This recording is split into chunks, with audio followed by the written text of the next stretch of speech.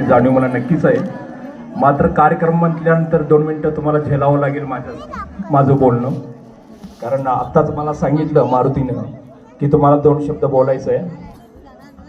तर इथं उपस्थित असणारे सत्कारमूर्ती श्री राजारामदादा नार्वेकर, त्यानंतर माझा मित्र आणि रिटायर्ड कॅप्टन विनोद नारायण लक्कू, त्यानंतर आमचे राजसाहेब, आम्ही राजसाहेब म्हणतो, राज भोसरवाडकर, नेहमीच आमचे मार्गदर्शक, वयानं लहान असून सुद्धा ज्यांचं मार्गदर्शन मी घेतो अनेक सांस्कृतिक कार्यक्रमासाठी, असे महेश कुंभार सर, दयानंद पाटील आणि इथं समस्त जमलेली माझी माती आणि माझी माणसं.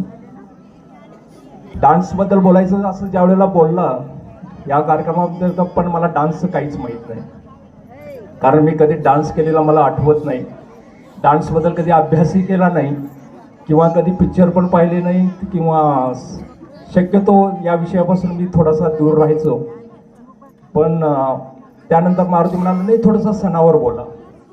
आणि ज्या वेळेला मी कार्यक्रम पाहिला, ह्या चिमुकलींचा डान्स पाहिला, ही मुलगी जी बसलेली आहे तिचा लावणीचा कार्यक्रम पाहिला आणि बाकीचा सामूहिक जो डान्स झाला, आणि त्यावेळेला मी ज्या वेळेला 5 मिनिटाचं ऑब्झर्वेशन केलं, 5 मिनिटं मी फक्त पाहिली, त्यावेळेला मला असं वाटलं की मी तासन तास यावर वक्ता बोलू शकतो, कारण मी अभ्यास केला 5 मिनिटामध्ये.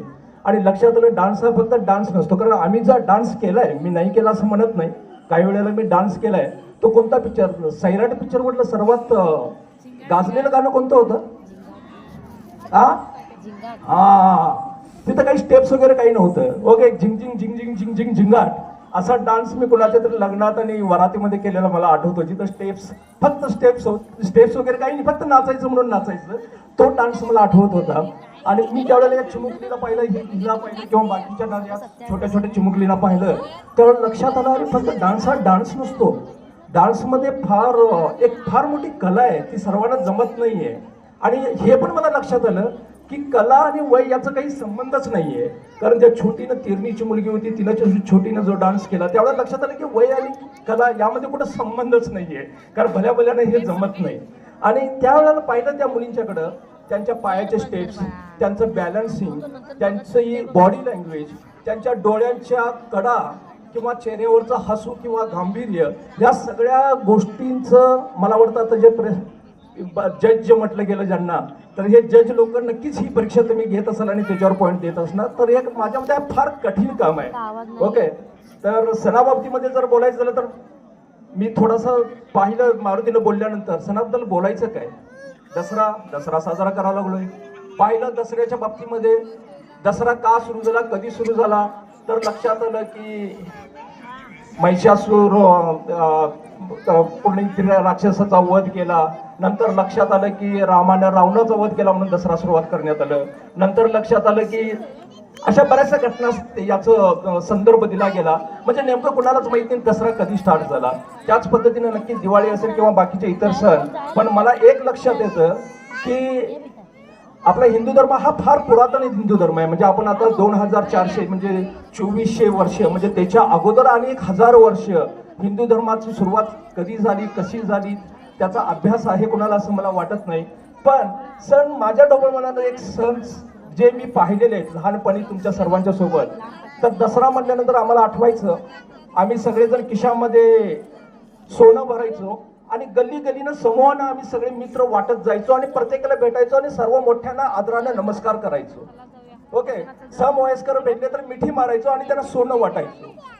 आज पाहिलं थोडंसं ते कुठंतरी कमतरता जाणवते, कारण त्यानंतर दिवाळी साजरी केल्यानंतर ढोबळ मनानं मी विचार करतो दिवाळी सण म्हणजे काय होता. मी लहानपणी पाहिलेला दिवाळी सण असा होता की सुगी झालेली असायची, घरातल्या ज्या महिला आहेत त्यांना थोडीशी विश्रांती भेटायची, कारण सुगी झाल्यामुळे थोडी विश्रांती असायची. मग गोडधोड पदार्थ केले जायचे आणि ते गोडधोड पदार्थ दिवाळीच्या दिवशी जर तुम्ही पाहिला तर गल्लीमधून ताटं घेऊन आम्ही मुलं किंवा महिला मंडळी ज्या होत्या त्या एकामेकाची देवाणघेवाण चालू असायची. प्रत्येकाच्या घरात मी हे बनवलंय, माझे फराळ त्या घरात, त्या घरात, त्या घरात, त्या घरातून त्या घरात, आणि एकामेकाच्या घरची चव कळायची आणि त्याच्यामुळे प्रेमाची चव वाढायची. ती सुद्धा कुठं ना कुठं आता मला कमतरता जाणवते.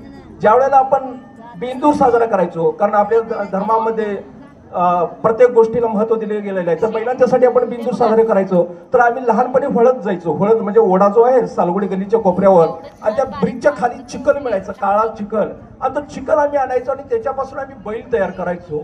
ती कला किंवा ती पद्धत कुठेतरी लुप्त झाल्यासारखी कुठे ना कुठे जाणवा लागली. आणि व्हॉट्सअपच्या शुभेच्छा वाटल्या म्हणजे आता इझी झालेलं आहे. ओके, कुणाला शुभेच्छा द्यायचे तीच फुलं टाका, तोच हात जोडा, ओके, शुभेच्छा दिल्या. कुणाचा बर्थडे आहे तीच फुलं टिक करायचे, तोच हात जोडायचा आहे. आणि जर कुणी तरी तीच श्रद्धांजली व्हायची, तीच फुलं टिक करायचे, तोच हात जोडायचा आहे. ओके, तर ह्या व्हॉट्सअपच्या शुभेच्छा वाढलेल्या आहेत. मला वाटतं सण साजरे केले पाहिजे. आपल्या हिंदू धर्मामध्ये प्रत्येक सणाच्या पाठीमागे फार मोठं एक महत्व आहे, ज्यामध्ये लोकांच्या सोबतचं असलेलं प्रेम वाढलं पाहिजे. ज्यावेळेला तिळगुळ देतो, ज्यावेळेला सोनं देतो, कधी कधी रुसवा होतो समाजामध्ये, म्हणजे नवरा बायकोमध्ये सुद्धा मतभेद असतात, तर इतर ठिकाणी तर नक्कीच मतभेद असणार. आणि या मतभेदापासून कुठंतरी एक ठिणगी जर उडलेली असेल तर त्या सोनं वाटण्यामुळे ती एकत्र परत जोडावी. ओके, तिळगुळ वाटण्यानं परत ती लोक एकत्र यावी आणि सर्वांनी गुण्या गोविंदानं एकतेनं समाजामध्ये राहावं, हा हेतू या प्रत्येक सणाच्या पाठीमागे होता. ओके, तर हा छोटासा जो कार्यक्रम साजरा इथं घेण्यात आला, चाळीश्वर कमिटी, चाळीसकेश्वर कमिटीचे अध्यक्ष, उपाध्यक्ष आणि सर्व मेंबर, या सर्वांचे मी आभार मानतो. आणि 2 मिनिटं मला झेलल्याबद्दल आपण सर्वांचे पुनश्च आभार. थँक्यू.